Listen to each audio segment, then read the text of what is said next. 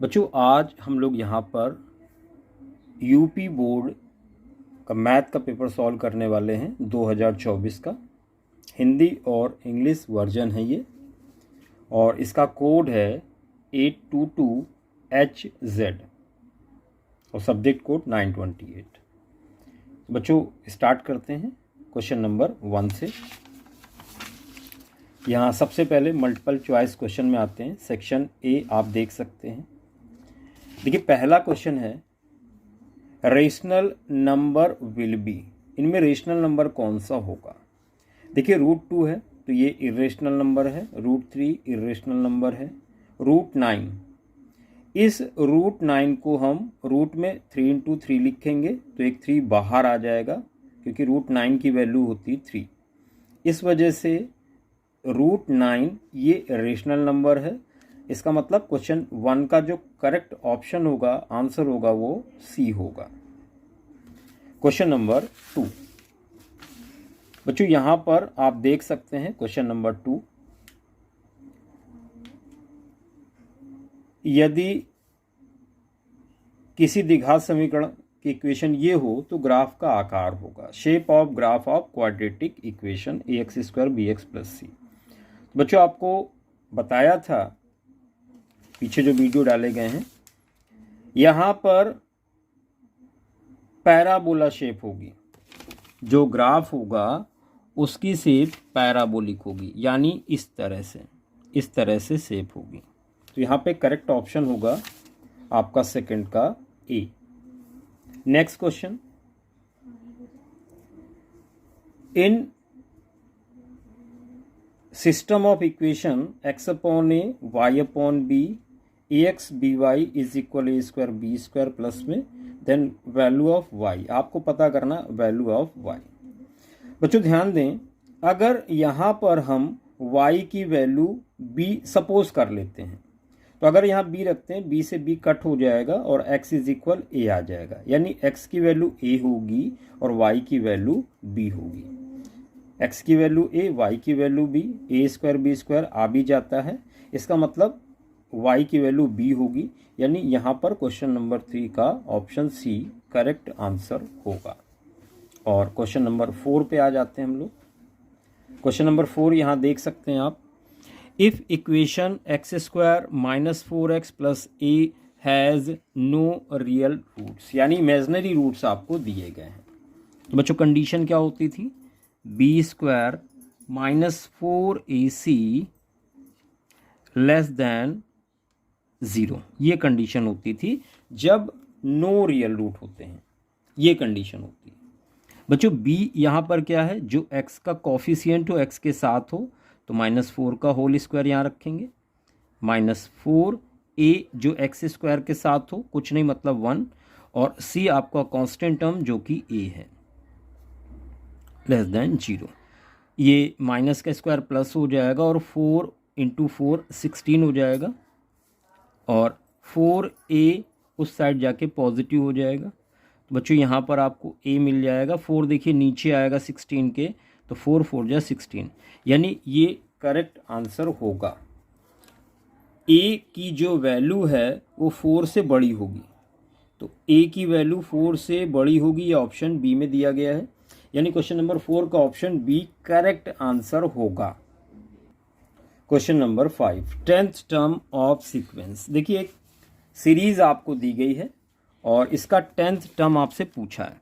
देखिए √2 1 टाइम है, फिर √2 2 टाइम है, √2 3 टाइम है, लगातार एक बढ़ रहा है। इसका मतलब ये सीरीज AP है और फर्स्ट टर्म a दिया है √2 आपको। d कैसे बच्चों निकालते हैं? सेकंड टर्म में माइनस कर देते हैं first term, second term minus first term, 2 बार √2 में एक बार √2 माइनस हो जाएगा तो एक बार √2 बचेगा, यानी a भी है आपके पास, d भी है आपके पास। तो यहाँ पर आपसे बोला गया 10th टर्म निकालने के लिए, और 10th टर्म का फॉर्मूला क्या होता है? तो आप लिखेंगे a10 या t10 भी लिख सकते हैं, a + n - 1 × d, a + n - 1 यानी 10 - 1 9d हो जाएगा, और a की जगह √2 लिखेंगे +9 और d की जगह √2। यहाँ 9 टाइम √2, 1 टाइम √2, 10 टाइम √2 हो गया टोटल। बच्चों इस 10 को अगर हम रूट के अंदर ले जाएंगे तो 10 2 बार जाएगा और 2 पहले से था, यानी रूट के अंदर आ गया 200। ठीक है भाई, 10 2 बार है तभी तो एक बार बाहर आया होगा, तो रूट के अंदर जाता है तो 2 टाइम हो जाता है। यानी यहाँ पे जो करेक्ट आंसर होगा आपको पता चल गया होगा, 5th का सी करेक्ट आंसर होगा। क्वेश्चन नंबर 6, मीन आपको पता करना। ये एक टेबल दी गई है और इसका मीन आपको फाइंड आउट करना है। चलिए कैलकुलेशन कर लेते हैं बच्चों। यहाँ पर क्लास इंटरवल तो हम x निकाल लेंगे, दोनों को ऐड करके 2 से डिवाइड करेंगे तो 0 + 5 5 का हाफ 2.5 आएगा, और 5 का डिफरेंस है तो इसमें 5 ऐड करते जाएं। 2.5 5 ऐड किया 7.5, फिर 5 ऐड किया 12.5, फिर ऐड किया 5 17.5। ये आपका x आ गया। फ्रिक्वेंसी आपको दी गई है, 2 है, 4 है, 6 है और 10 है। यहाँ पे fx आपको निकालना होता है, 2.5 × 2 तो ये 5 हो जाएगा, 7.5 × 4 15 30 आ जाएगा यहाँ पर, और 12 6 72 और 3 75, और यहाँ पर आएगा 175। बच्चों यहाँ टोटल कर लें तो जो fx का टोटल होता है सिग्मा fx कहलाता है। कितना आ जाएगा, 175 75 250 280 285 285, और यहाँ पर हो जाएगा 6 4 10 10 10 20 22, तो सिग्मा एफ आ गया आपका 22। अब आपको मीन फाइंड आउट करना। मीन इज इक्वल होता है sigma F x upon sigma F, यानी 285 को डिवाइड करेंगे 22 से। तो चलिए डिवाइड करते हैं, तो 22 1 जा 22, यहाँ पर बचेगा 6 और 5, 22 2 जा 44, पॉइंट लगाएंगे 0 इंक्रीज़ करेंगे तो 12 पॉइंट में आंसर ये देखिए सी ऑप्शन करेक्ट होगा। ठीक है, अप्रॉक्स मिल गया। तो क्वेश्चन नंबर 6 का जो करेक्ट ऑप्शन होगा वो होगा ऑप्शन सी, ये सही आंसर इस क्वेश्चन का। और नेक्स्ट क्वेश्चन 7 की तरफ बढ़ते हैं हम लोग। क्वेश्चन नंबर 7 यहाँ देख सकते हैं आप, आपसे कहा गया है if triangle ABC and DEF AB upon DE BC upon FD then they will similar. ये सिमिलर होंगे, कब होंगे? देखिए दो साइड के रेशियो तो आपको दिए गए हैं, तीसरा एंगल पूछ रहा है आपसे कि एंगल कौन सा होगा कि ये सिमिलर हो जाए। तो चलिए देखते हैं। एक ट्रायंगल ABC है, ABC, और एक DEF AB और अपॉन में DE है, और BC अपॉन में FD है। अब इन दोनों के बीच में एंगल आ रहा है B, इन दोनों के बीच में एंगल आ रहा है D, यानी B और D आपस में इक्वल होंगे तभी ये सिमिलर होंगे, और ये कहाँ पर है? ऑप्शन डी में। यानी क्वेश्चन नंबर 7 का जो करेक्ट आंसर होगा वो होगा आपका option D. Question number 8। Question number 8 में आपसे कह रहा है parameter of the triangle whose vertices are 0 4 0 0 3, 0 will be. आपको पैरामीटर फाइंड आउट करना है जबकि वर्टेक्स आपको दिए गए हैं। तो चलिए करते हैं इसको ट्राई। ये देखिए 0, 4 और 0, 0 और ये 3, 0। ए बी और सी सपोज कर लेते हैं। देखिए ए बी कितना होगा? ए बी मतलब इनके बीच की डिस्टेंस, तो फॉर्मूला लगाएंगे डिस्टेंस का, x2 - x1 का होल स्क्वायर रूट के अंदर और y1 - y2 का होल स्क्वायर। तो देखिए 0 - 0 का होल स्क्वायर 0 रहेगा, 4 - 0 का होल स्क्वायर 4 - 0 16, यानी ये तो 4 आ जाएगा। और जब आप BC फाइंड आउट करेंगे तो 0 - 3 का होल स्क्वायर यानी 9 आ जाएगा, प्लस 0 - 0 का होल स्क्वायर 0, यानी यहाँ से 3 मिलेगा। और CA फाइंड आउट करेंगे तो 0 - 3 का होल स्क्वायर 9 मिलेगा, 4 - 0 का होल स्क्वायर 16, 25 का 5 आएगा। 4 3 7 5 12, यानी 12 सेंटीमीटर इस क्वेश्चन का करेक्ट आंसर होगा। 8 का option number C. Question number 9, 3 10a is equal 4 then the value of sec A. बच्चों आप ध्यान दें कि यहाँ पर 10a आपको दिया गया है, तो 10a दिया गया है 4/3, 4 अपॉन में 3 आएगा और ये परपेंडिकुलर अपॉन बेस होता है, यानी हाइपोटेन्यूस कितना होगा, तो 4 का स्क्वायर प्लस 3 का स्क्वायर 25 आएगा, यानी 5 आ जाएगा। वैसे भी आपको पता होना चाहिए ट्रिपलेट 3 4 5 का ट्रिपलेट होता है। तो पाइथागोरस थ्योरम लगाकर यहाँ पर हमने हाइपोटेन्यूस फाइंड आउट कर लिया। आपसे कह रहा सेक ए फाइंड आउट करें, तो सेक ए हाइपोटेन्यूस अपॉन बेस, तो बच्चों कितना आ जाएगा 5/3, यानी करेक्ट ऑप्शन जो होगा वो डी यहाँ पर होगा। यहाँ पर आप आइडेंटिटी भी लगा सकते थे, 1 + 10 square A is equal sec square A, उससे भी आपको ये आंसर मिल जाता। बच्चों क्वेश्चन नंबर 10 की तरफ बढ़ते हैं। क्वेश्चन नंबर 10 यहाँ देख सकते हैं आप, 10 alpha plus cot alpha is equal 5, then find the value of 10 square alpha cot square alpha. तो सीधे सीधे आप स्क्वायर कर दें, सीधे आपको आंसर यहाँ पर मिलने वाला है। बहुत आसान सा क्वेश्चन है। चलिए बच्चों करते हैं यहाँ पर, तो 10 alpha plus cot alpha is equal 5 दिया गया है, स्क्वायर कर दें यहाँ पर, on squaring both side, on squaring. देखिए a प्लस बी का होल स्क्वायर, तो 10 अल्फ़ा का स्क्वायर 10 स्क्वायर अल्फ़ा होगा, प्लस कॉट अल्फ़ा का स्क्वायर कॉट स्क्वायर अल्फ़ा होगा, साथ में होता था a square b square plus 2ab, 2 10 alpha cot alpha 2ab is equal 25 हो जाएगा 5 का स्क्वायर। बच्चों 10 square alpha plus cot square alpha is equal, देखिए कॉट और 10 एक दूसरे के रेसिप्रोकल होंगे, कैंसिल कर देंगे एक दूसरे को, 25 में 2 माइनस हो जाएगा उधर जाके, तो 23 यहाँ पर आंसर होगा इस क्वेश्चन का। क्वेश्चन नंबर 10 का सही आंसर जो है वो है 23, यानी ऑप्शन सी करेक्ट आंसर होगा। Question number 11, if sine theta is equal cosec theta then find the value of theta. बच्चों यहाँ पर आपको साइन थीटा और कॉसेक थीटा इक्वल दिए गए हैं। देखिए sine theta is equal, cosec को हम क्या लिख सकते हैं 1/sin थीटा लिख सकते हैं, क्रॉस मल्टीप्लाई किया तो sine square theta is equal 1 आ जाएगा, और स्क्वायर हटाएंगे रूट लगाएंगे तो 1 ही आएगा, साइन थीटा इज इक्वल 1।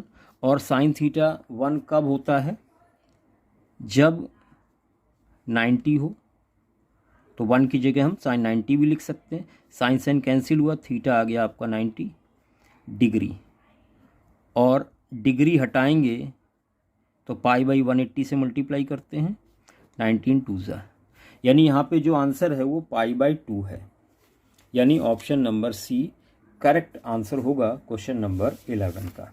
और अब हम लोग आ गए हैं क्वेश्चन नंबर 12 पे। तो क्वेश्चन नंबर 12 यहाँ देख सकते हैं आप, sine theta minus cos theta अगर 0 हो तो इसकी वैल्यू फाइंड आउट करें। तो देखिए sine theta is equal, cos उधर जाएगा तो पॉजिटिव हो जाएगा, कॉस को अपॉन में लाएं तो साइन अपॉन कॉस, ये बच्चों हो जाता है टेन थीटा इज इक्वल बचेगा 1, टेन थीटा इज इक्वल 1, और टेन थीटा इज इक्वल 1 को हम 1045 भी लिख सकते हैं, 10 हट गया तो थीटा कितना मिल गया यहाँ पर 45 डिग्री। आपको साइन 4 थीटा की वैल्यू निकालनी है, तो साइन 4 पावर 4 और थीटा की जगह 45 लिख देंगे, प्लस कॉस पावर 4 थीटा की जगह 45। बच्चों साइन 45 की वैल्यू होती है 1/√2 और पावर 4 प्लस 1/√2 पावर 4, क्योंकि कॉस 45 की वैल्यू भी सेम होती है। 1/√2 का स्क्वायर करेंगे, यहाँ पावर 4 है, 1/√2 का स्क्वायर करेंगे तो 2 आएगा, और फिर से स्क्वायर करेंगे तो 4 आएगा, तो 1/4 क्योंकि पावर 4 है। यहाँ पर भी 1/4 आएगा। ये हो जाएगा 2/4, या इसको 1/2 भी लिख सकते हैं। यानी जो यहाँ पर करेक्ट आंसर होगा 1/2 होगा, और ये ऑप्शन नंबर बी में दिया गया है। तो यहाँ पे 12 का करेक्ट आंसर होगा option B. Question number 13, length of tangent from a point Q to a circle is 24। देखिए आपसे कहा गया है एक सर्कल है और उस पर टेंजेंट ड्रॉ की गई है, इस तरह से टेंजेंट ड्रॉ की गई है। एक दूसरा सर्कल बना लेते हैं साफ साफ। ये टेंजेंट ड्रॉ की गई यहाँ से पॉइंट Q से। Length of tangent from point Q to a circle is 24, ये 24 है। And distance of Q from centre, centre से जो डिस्टेंस है ये आपको 25 दी गई है। रेडियस पता करनी है आपको, तो जहाँ पे टेंजेंट टच कर रही है सर्कल को, इससे हम ज्वाइन करा देंगे सेंटर से। तो बच्चों ये पॉइंट ऑफ कांटेक्ट हो गया, नाम दे देते हैं P, ये सेंटर O हो गया। अब जो पॉइंट ऑफ कांटेक्ट होता है ये 90 डिग्री का एंगल फॉर्म करता है रेडियस के साथ। ये टेंजेंट और रेडियस के बीच का एंगल 90 डिग्री होगा। 90 के सामने हाइपोटेन्यूस होता है तो फॉर्मूला लगा देंगे QO square is equal QP square perpendicular plus base OP square. बच्चों यहाँ पे ध्यान दें, OQ स्क्वायर, OQ 25 है तो 625 हो जाएगा, इज इक्वल PQ आपका 24 है तो 576 होगा स्क्वायर, और OP रेडियस है ये पता करनी है। तो यहाँ से OP स्क्वायर इज इक्वल कितना आ जाएगा, 15 - 6 9, और 11 - 7 4, 49 आएगा। जब इसको माइनस करेंगे तो आपको रेडियस पता चल गई, OP 7 सेंटीमीटर होगी। तो जो करेक्ट आंसर है वो आप देख पा रहे हैं, ऑप्शन ए है 7 centimetre. Question number 14, if tangent PA and PB from a point P to a circle with centre O incline to each other at angle 80 degree. तो ये भी सर्कल से ही है। बच्चों यहाँ पे क्या बोला गया आपसे कि एक सर्कल है और टेंजेंट है PA और PB, centre O, tangent PA PB from point P to a circle with centre O are incline to each other at 80 degree. ये 80 डिग्री है। Then POA